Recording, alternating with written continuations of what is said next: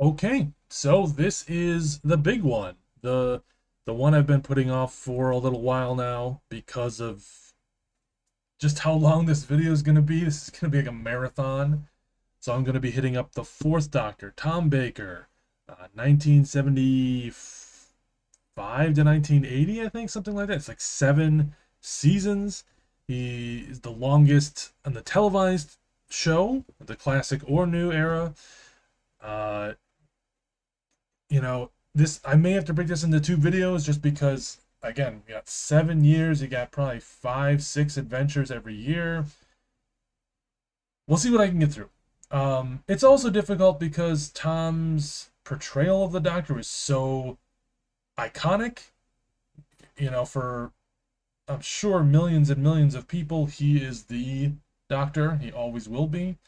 Um, he's he's his own category.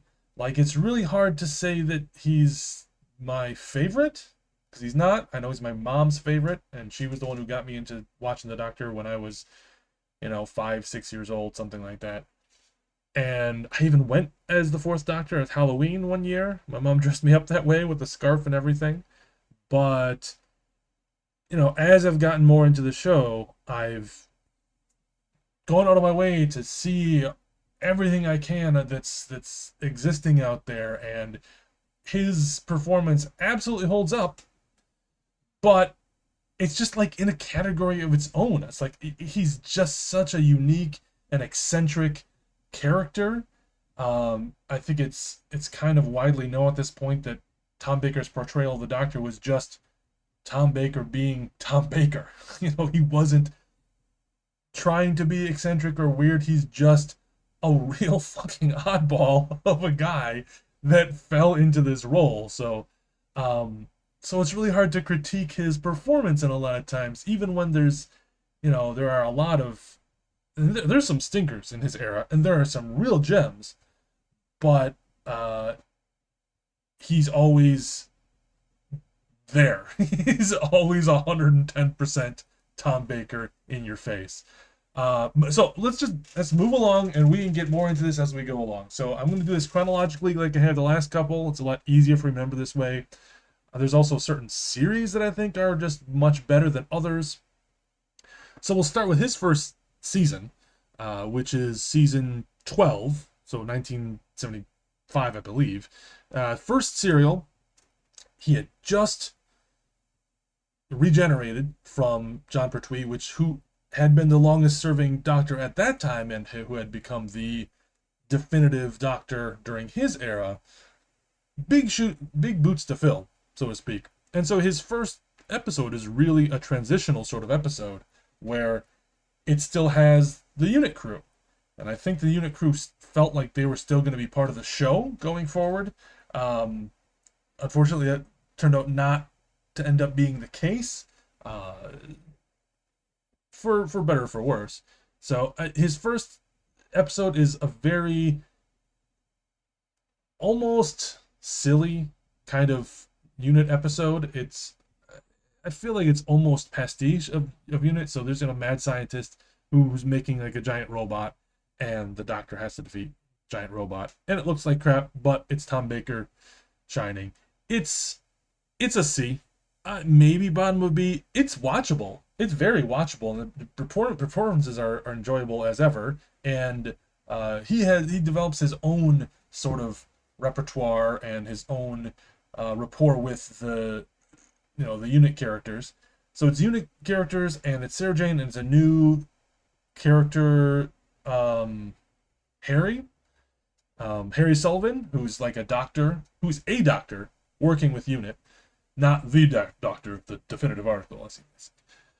Uh, but it starts out kind of just warming you up, getting you used to this new performance, getting used to this new doctor in a setting that you are already familiar with. So I think it was a good move to start his era, not with a real whiz bang, but sort of like, okay, let's ease you in there, because the next one is a fucking banger, and it's still probably one of my top 10 of classic Who, which is the Ark in Space. And yes, the effects are terrible. I mean terrible. The I don't even remember this, whatever they're called, the insectoid creatures. So what I remember of the plot. So they get into the TARDIS, they go somewhere. There is a uh, orbiting spaceship around Earth. Earth has been decimated. This is like a seeding ship. There are basically all the smartest scientists, all the people that are required for restarting the human race are sort of in hibernation on this space station. But along comes basically the xenomorph alien from Alien before Alien by a couple years. And gets into some of the sleeping pods, starts breeding, trying to take over the thing. It's atmospheric. It's scary without being like dark and gothic, which is a real interesting aesthetic because it is a brightly lit studio set, lots of whites and grays and that sort of thing, but it is definitely scary. Anyway, that's one of my favorites. Go ahead and watch that. The next, Sontaran Experiment. Surprisingly good. It's a two-parter, The Return of the Sontarans. There's not a lot of Sontarans in the original series. I think there's only 3 stories where they make an appearance. This one is on the short end, but very solid. Moving right along, Genesis of the Daleks. I can't put it in S personally. I think it's a little bit on the long side, but it is the most significant sort of not reimagining, but sort of like recontextualization of what the Daleks are, because they were sort of, they had become a bit of a laughing stock. They're scary to small children, but for adults, Daleks weren't really a scary thing anymore. This makes the sort of analogy of Daleks being space fascists, space Nazis, very explicit.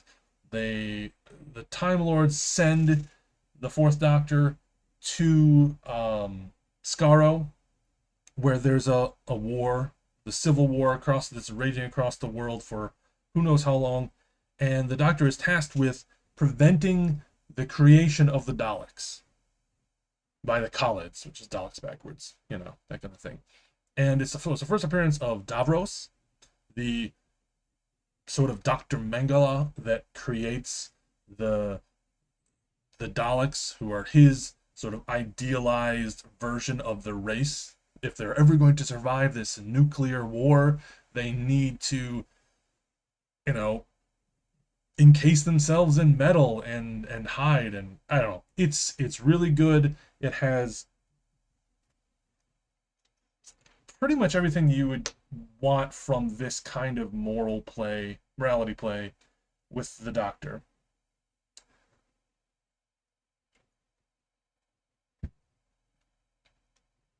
It's undoubtedly an all-time classic.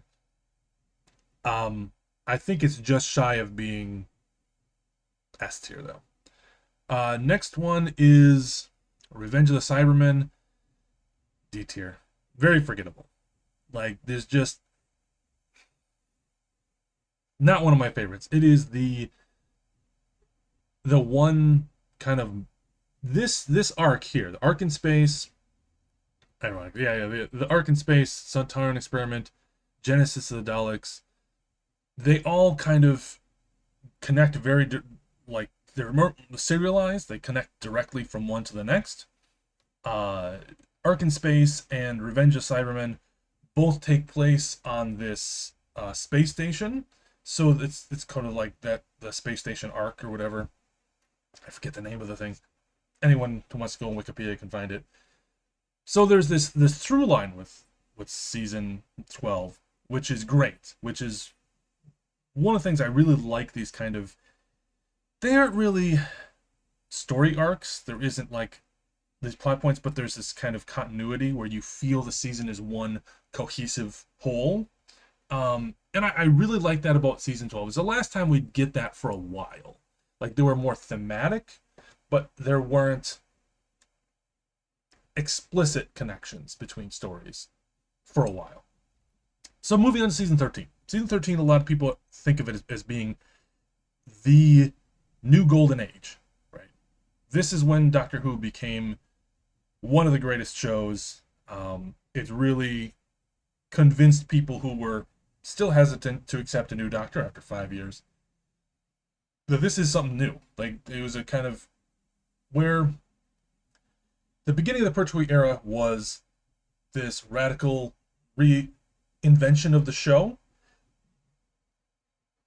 Tom Baker's 7 years is more like an evolution, and so we see this shift kind of slowly happening.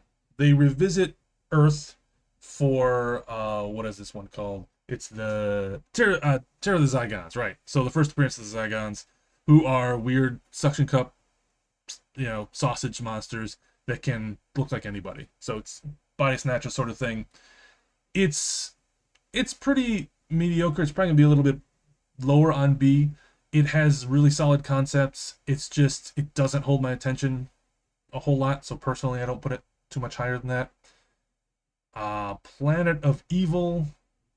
Planet of Evil is what I there are so many of evil and of doom and stuff like that that they kind of blend together unless I look back on them real quick. But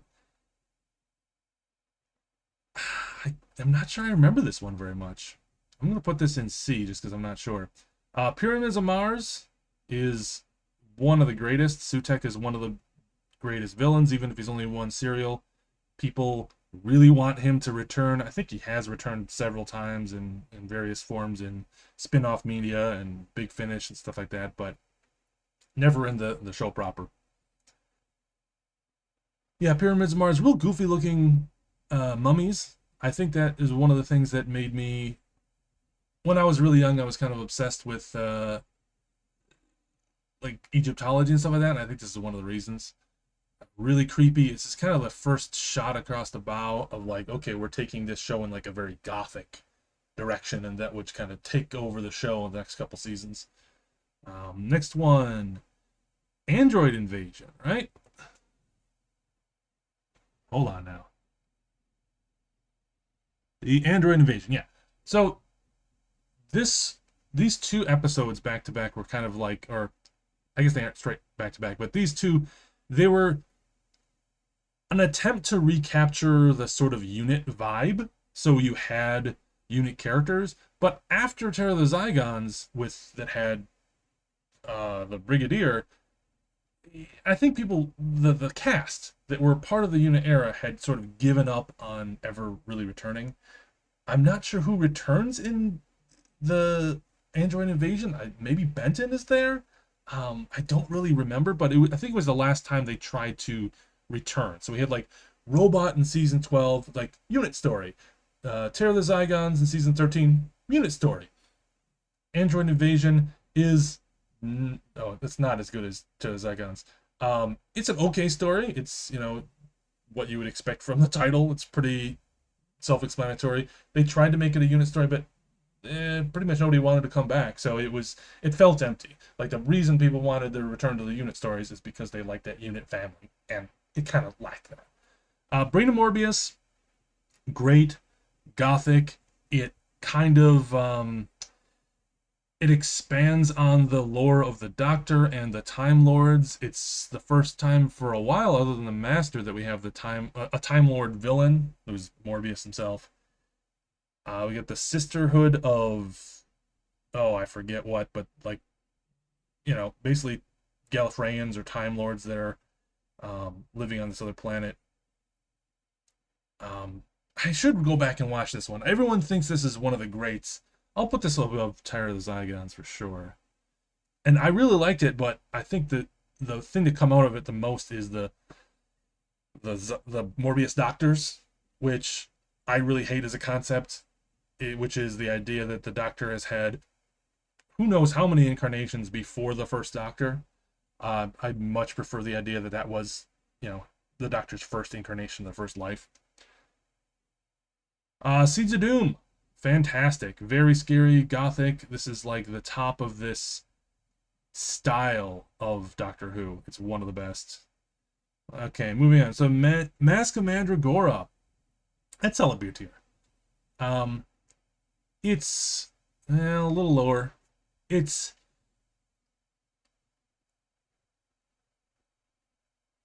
And I don't know. I guess it's been that's a good gothic story. It's not great, but it's good.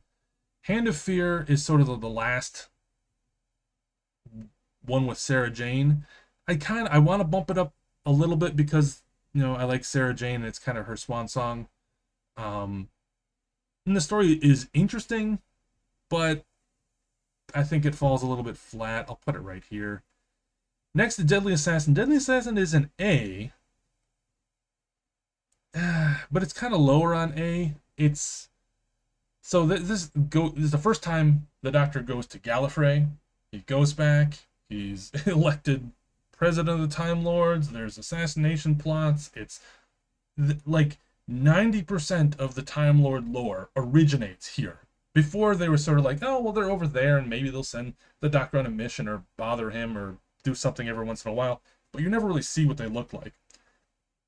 Everything from the design, the visual design of the cowl or whatever it is that the Time Lords are always wearing, that originates here. Stuff like the Matrix that was used later in the Ultimate Foe with Sixth Doctor and was recently with Timeless Children going into the Matrix, like the repository of all Time Lord knowledge, and it being kind of like a virtual reality sort of thing, which is arguably the inspiration for the Matrix, like the films.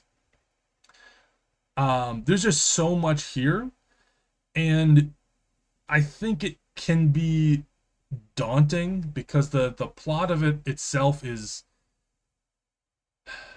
I'd say it has a strong plot. I think it has a strong story. I don't think it's necessarily executed perfectly, but it's for people that are kind of lore hounds, people that are always looking for morsels of like, okay, who was the Doctor? What are the Time Lords like? This is like the first place you go. Let's see. Face of Evil. Here we go. As opposed to the Planet of Evil. Face of Evil is really interesting. We get Lita or Leela. Um, it's they go back to a planet where the Doctor has been before, but he doesn't really remember. And oh man, I don't remember a whole lot about this. I just remember that the chemistry between him and Louise Jameson is really strong. I'll put this at the top of B, maybe just under Frank Morbius. Robots of Death is another. I'm gonna put it in B, honestly. It's a little bit stale. It's a little bit cliche. I mean, it's just and then there were none. It's people are slowly getting picked off until you figure out who the real killer is with the robots. The design of the robots is pretty classic. The performances are really solid. I guess this is kind of the thing about Fourth Doctor is that his era, there's one master story, which is his last story, Logopolis. We'll get to that later.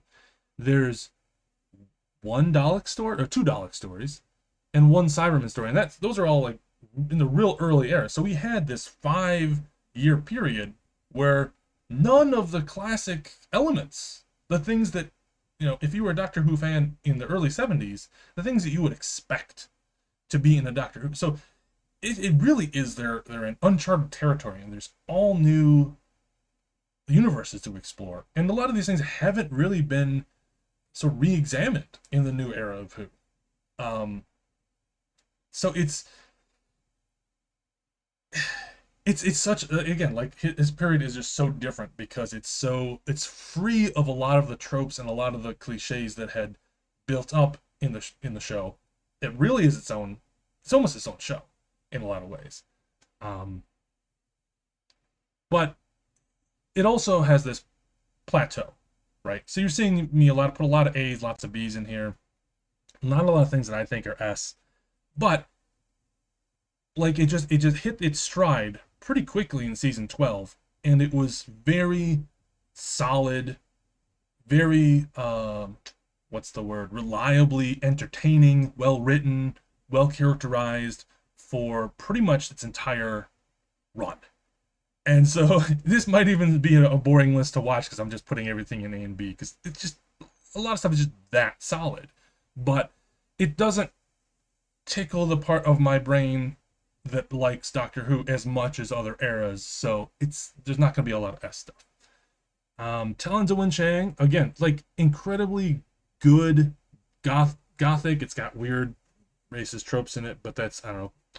I guess that's just sign of time sort of thing. But kind of this is kind of the pinnacle of the gothic era of Doctor Who, where it's set in the 19th century, and he's kind of parading around like Sherlock Holmes, and he's kind of in that mode. And there's a lot of stuff going on in this particular serial. Horror of Fang Rock is a real interesting. This is probably C tier. I'm putting this a little bit lower. It's it's not really a classic, but it's one of those where it's like it's solid. It's good to watch. You have what's it, the Rutans? So like there's the Santarans and the Rutans, and there's the Rutans are just weird blobby things, or so that's what the Horror of Fang Rock is, and people are trapped in a lighthouse. So it's kind of, I guess it's a bit of a base under siege sort of thing, but for the most part, what's interesting is character moments developing Leela. Anyway, Invisible Enemy is kind of famously not great. Um, I'll put that at the bottom of C. I think it's watchable, but barely. It's the first appearance of K9. If you really like K9, that's where he comes from. Sunmakers. Sunmakers are gonna be an A. High B, maybe low A.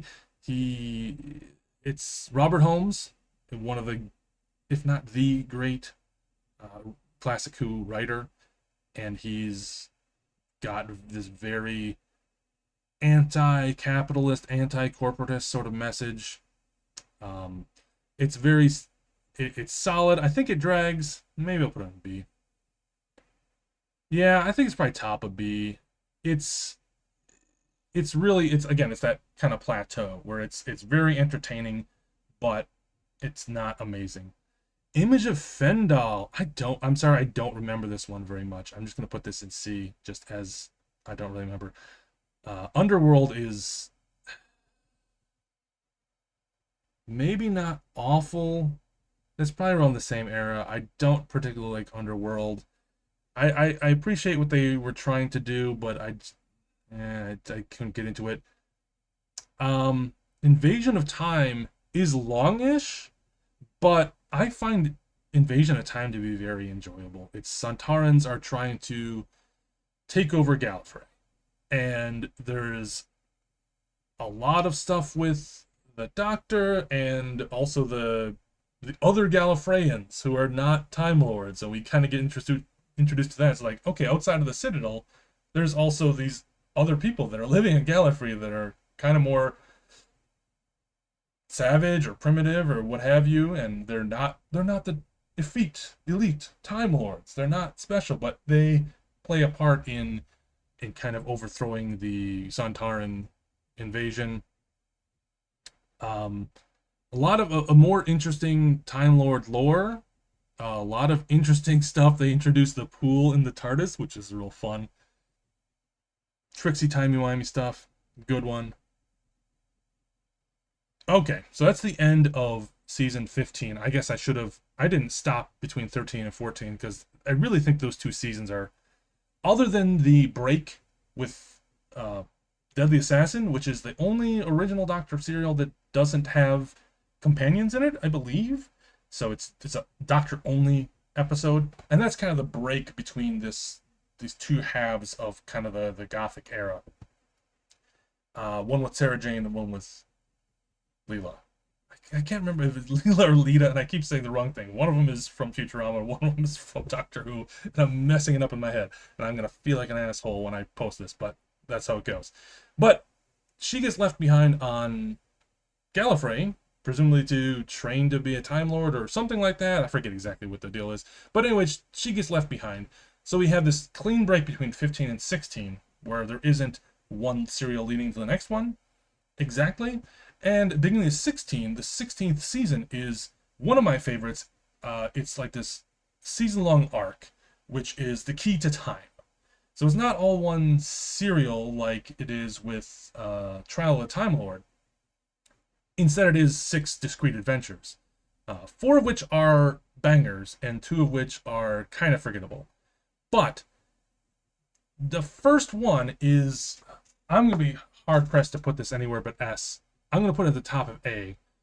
Rybus Operation. I love this serial. This is kind of where I started my Who fandom, was with this box set. It's like $100, like 20 some years ago. It came out in the US before it came out in the UK, so there were a lot of people in the UK that would import this box set because it hadn't been released. Now they have like a collector's version and stuff like that, but I still have the original. Rybus Operation is, all right, so the premise to the whole season is, you have the basically God and the devil or something like that. The White Guardian and the Black Guardian. The White Guardian is tasking the Doctor with assembling the key to time, which is, it's a MacGuffin. You have to collect the puzzle pieces and put it together. We've all seen this kind of thing before.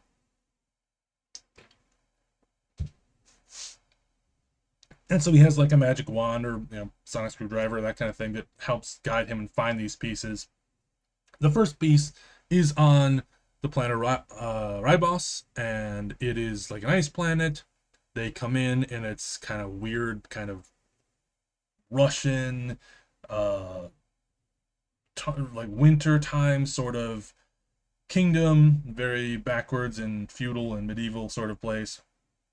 And they run into a pair of kind of intergalactic conmen who are on this planet trying to sell the planet to a deposed like dictator, like a galactic dictator, who wants to buy this planet, this kind of backwater planet who it doesn't have advanced technology, as a place to hide out until he can retake the throne from his evil brother. It's complicated stuff, but that's not really important. It's just it's character interactions. It's really fun. The guest stars are an absolute riot.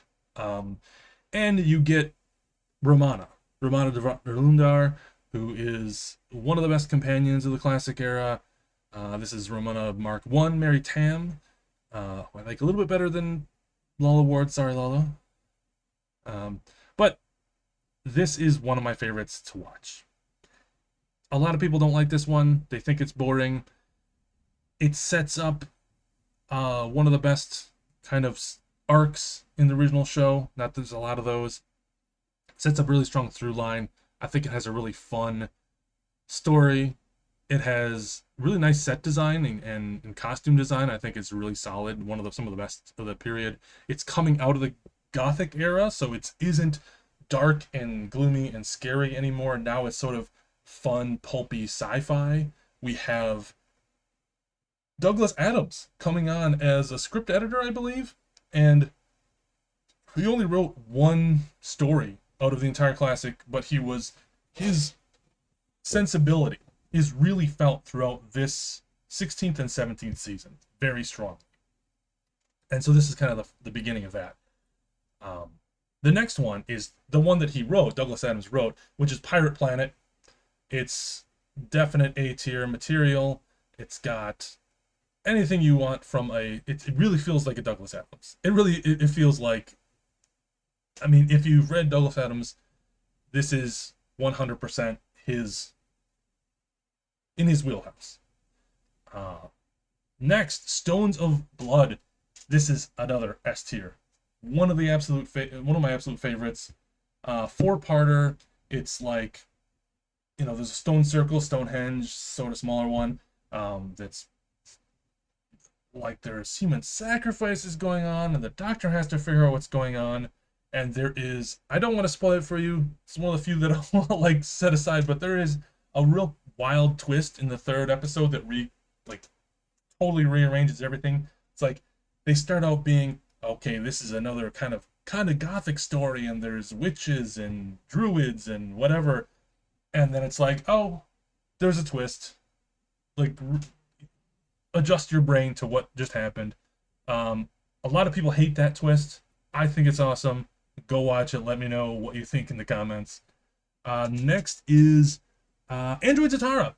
Android Tutorial is really good. It gets a bad rap. It is real solid, pulpy, like adventure schlock version. They go to a planet that has it's like Three Musketeers. Think of Doctor Who doing Three Musketeers, except the entire planet is populated by sentient androids. And the villain is like looks exactly like Romana for some reason. So like you got that sort of thing going on. Next is Power of Kroll. I'm sorry, but it's bad. It's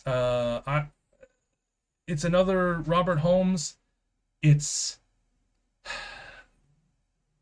I don't know. There's only a few Robert Holmes scripts that are bad. This is really not served by the awful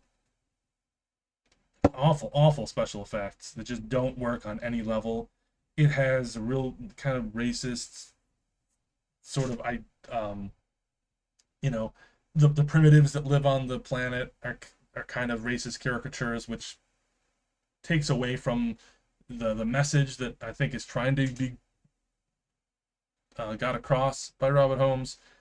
The message is still strong. It's just it's long and it could have been a two-parter. Um, yeah, and then Armageddon Factor. Again, there's like a character um, it's played by Lala Ward, who basically Romana regenerates to look like her. Like the only situation where a doctor is, or a Time Lord is deciding what they want to look like. That's in the next episode. Armageddon Factor is kind of tense, political, you know, mutual assured destruction, sort of nuclear war sort of situation, where the Doctor is trying to avert catastrophe, but it's just kind of boring. So it's still, I'll put it in C. It's not terrible, but it's not great. Destiny of the Daleks, a little bit worse. It's probably my least favorite, or one of my least favorite Dalek stories. It's well, I won't get too much into it. I'm gonna try to clear through this and see what we can do. The next is City of Death. Everyone's gonna tell you City of Death is one of the best of all time, and it is. It's co-written by Douglas Adams. It is again 100%, 110% his sensibilities. It's Doctor Who at its funniest. It's also very clever with its time travel usage. It has location shots in Paris. It's the Doctor and the second Romana, Lala Ward, who was in a relationship with Tom Baker at the time, and who they eventually got married and divorced. And coincidentally, or strangely, she went on to marry Richard Dawkins for some 30 years before they got divorced a few years back. Just a piece of information there. But, yeah, really fantastic from start to finish. Just incredibly fun. Again, this is kind of my bias in S tier for things that are fun. Put that above Stones of Blood. Yeah, put it like this. One of the absolute best. See here, creature from the next three. So this is season 17. I'm sorry. So Destiny of the Daleks, City of Death. We've got Creature from the Pit, The Nightmare of Eden, The Horns of Nimon, Shada. These are season 17 is I think the weakest season of the original show, at least in the period that I know about, which is season 7 through 26. Other than, well, it's the weakest of Tom Baker's tenure. I'll put it that way. And the next three are they're just stinkers. Like there's some redeeming factors, but it is the show at its weakest. There is great chemistry between Doctor and Romana, but they have these two actors that clearly have chemistry because they're in a personal relationship, but it also sometimes you can tell that the actors are kind of sick of each other because they had a very rocky relationship, and that kind of gets into the show. This is the kind of the beginning of the end for the Tom Baker era. After this season, oh, I forget the gentleman's name, but there was a shakeup. The next showrunner comes in, one of the most divisive figures in Doctor Who, which is Jonathan Nathan Turner, JNT for short, who had his own vision for Doctor Who that didn't really involve Tom Baker. They really didn't get along. He had his own vision for what Doctor should be, and Tom Baker was saying, "What do you mean? I am the Doctor. The Doctor should do this and be like this. I am the Doctor. I know what this should be. I've been doing this for so long. Who the fuck are you?" Which, fair enough. And so moving into season 18, which is I think the greatest. Well, I don't really know where to put Shada. There's so many different versions of Shada. So the original got sort of half made because of industrial action, because of a strike, and it was sort of abandoned. But there were a lot of existing footage, so it's been re-edited a million times. I think there's 5 versions of Shada, and there's at least I think they're all on video or on CD. So there's a version of it it came to home video in the 80s where the gaps were filled in with Tom Baker kind of narrating, saying what happened and saying what you should imagine you see. I think there's a version that came out a couple years ago that has those gaps filled in with animation. Then there's a version that was completely redone as a radio play with Paul McGann. I'm not sure how to judge it because it's incomplete, but the version that I have, which is the one I explained before with Tom Baker kind of giving bridges between these episodes, it seemed like it would have been at one of the greats, but what we had was real kind of mid. That's just the way these things go.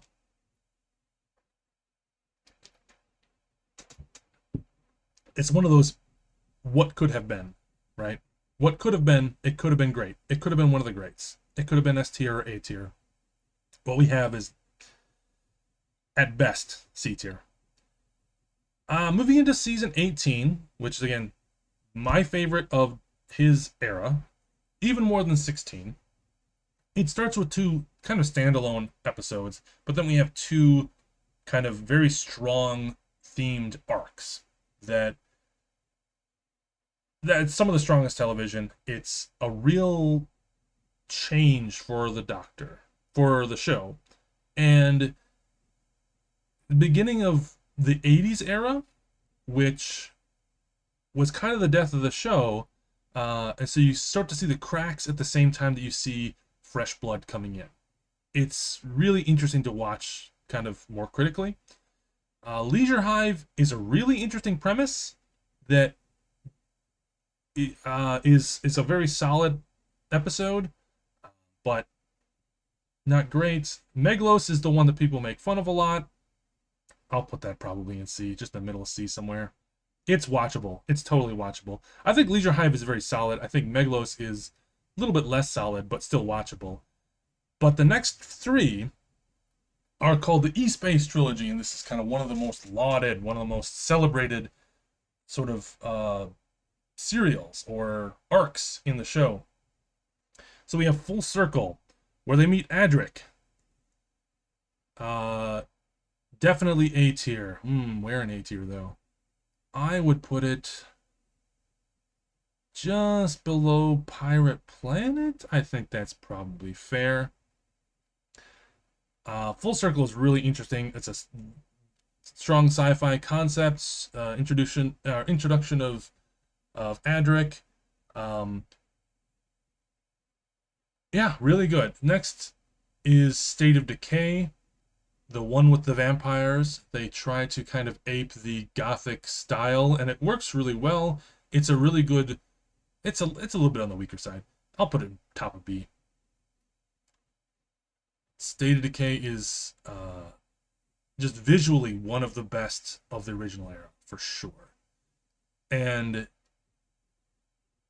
they kind of, yeah, they sci-fi up vampires. They make it make sense. They got, herbivores, like they need blood to live, and yeah, works really well. Warriors Gate is the primo one though. Warriors Gate is borderline experimental at some points. It is the one that it like really plays with the dimensionality of Doctor Who and the possibilities of different realities and different perceptions. Um,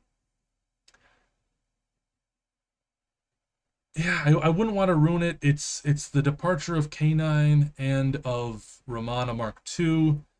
It's I think it's absolutely one of the most brilliant, but it's also not easily digestible type of story.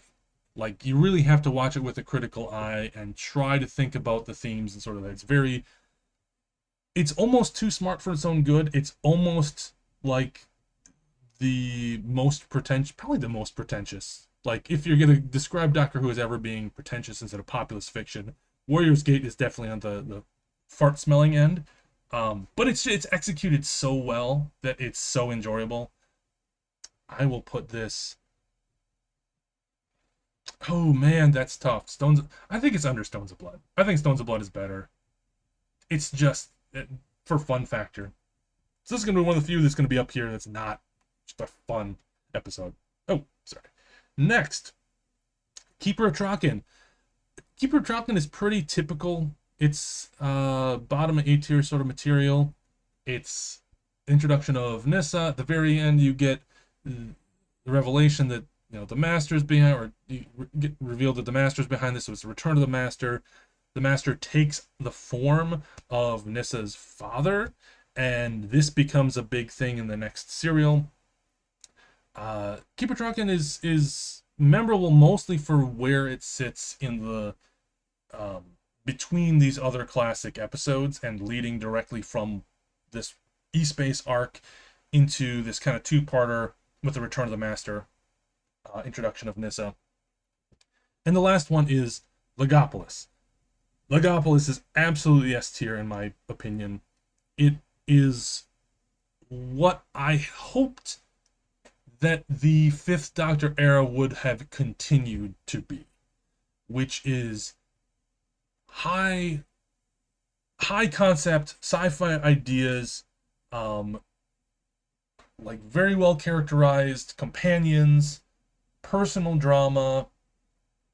Like it is the closest thing to sort of epic. It's the introduction of the cloister bell, for example. This thing that only rings in the TARDIS when there is like a level of emergency that the entire universe is under threat. Okay? And this is basically the master is trying to undo the universe through, sci-fi, wibbly wobbly sort of stuff. Don't worry about it too much. You'll get it when you watch the show, but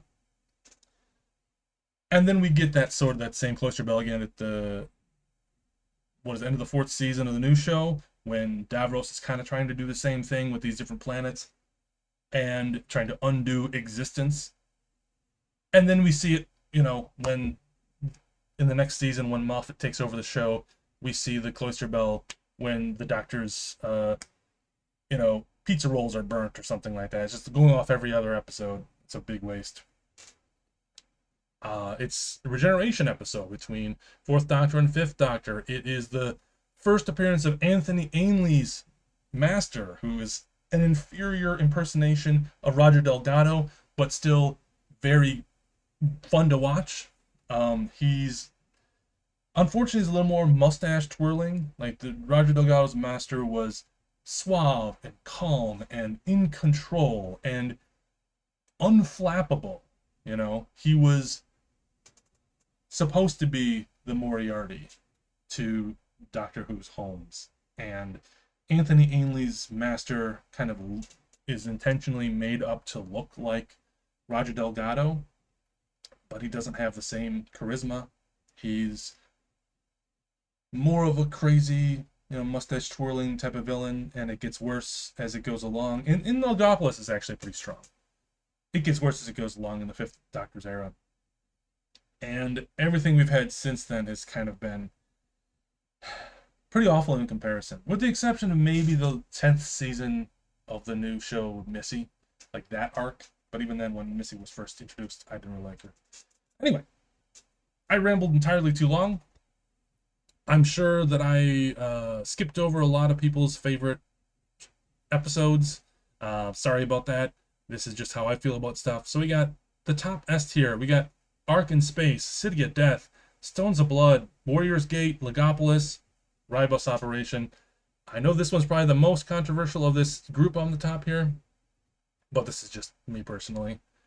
A tier. Look at all these. These are such stone cold classics. And honestly, a lot of this B tier could almost be A tier if it wasn't such a crowded category already. Anything in these first three layers here is required watching. Or the first two are absolute required watching. B, you're not going to regret watching anything in this era or in this tier. C tier, you're probably going to want to dig down. But this bottom, these are just the worst. Pretty unwatchable. Yeah, so I mean, I guess looking back, it's a lot stronger than I think I rated things a lot stronger than I thought I would. Yeah, there's not a lot of really bad stuff in Baker's era. The stinkers are few and far between. There's a lot of stuff you can see here. There's a few things on top, a few things on the bottom. A lot of stuff A, B, C. Very solid. All right, well, thanks for joining me. I don't have a whole lot much to say, and I'm really losing my voice now. So, Toolpip.